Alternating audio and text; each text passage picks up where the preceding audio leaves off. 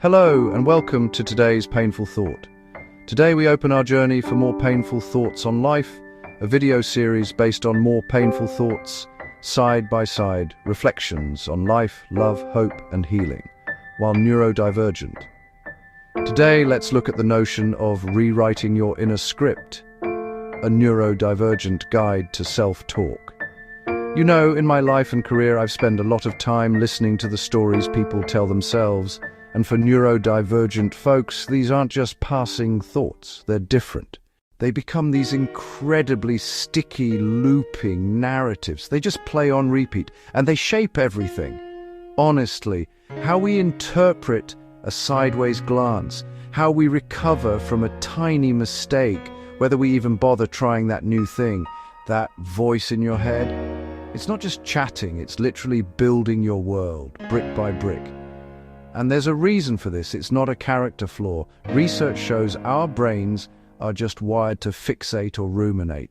Autistic and ADHD brains tend to hold on to negative feedback with a real intensity that's linked to what Crane et al. 2013 call enhanced emotional memory. We can struggle with cognitive flexibility, getting genuinely stuck on an idea or a thought pattern, Guretz et al. 2009. And our thoughts? They can be so vivid. Sometimes it's less of a thought and more of a full-blown mental image that just won't leave, Tottenham et al. 2014. So that feeling of I always mess up, not feeling like a thought, but feeling like an absolute irrefutable fact, yeah, that makes total sense. It's a neural pathway that's been well-traveled. But here's the thing I maybe didn't grasp for a long time. Neuroplasticity is real. We can rewire this. The goal isn't to suddenly become a different person with a perfectly positive inner monologue. That feels fake. The goal is to find approaches that actually work with our unique wiring, not against it. So maybe we start with pattern interrupts, but ones that actually work for us. If you have ADHD, maybe you keep a really textured stone in your pocket. When the loop starts, you rub it and hum a single line from a song, just something to break the momentum. For autistic folks, perhaps you assign a specific stim as your reset button. 3 quick hand flaps means thought erased. It sounds simple, but it's about creating a physical break. Reframing is another one. But I'm not talking about slapping on a toxic positive statement. I'm amazing can feel like a lie. Instead, try something that acknowledges the reality. This is hard, and I've solved hard things before. Or even I'm overwhelmed right now, and that makes perfect sense given my sensory load. That feels more honest, doesn't it? Anchoring can be powerful too, but we have to respect our sensory needs.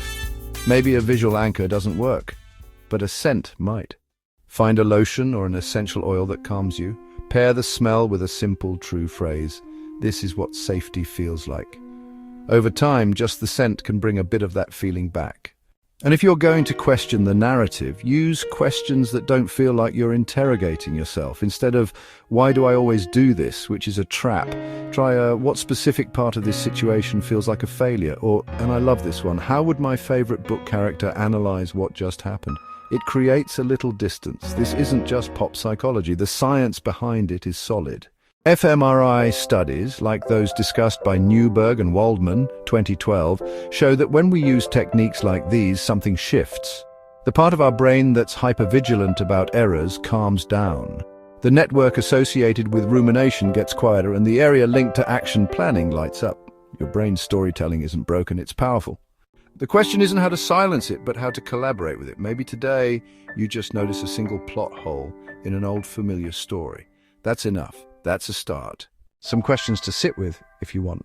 1. What's one thought that plays on a loop when you're feeling dysregulated? Where do you think it might have originally come from? 1. Can you describe a time your self-talk was actually accurate, but just brutally unkind? How could you have delivered that same truth to yourself more gently? 1. What sensory experience, a specific taste, a texture, a sound, makes you feel instantly more grounded?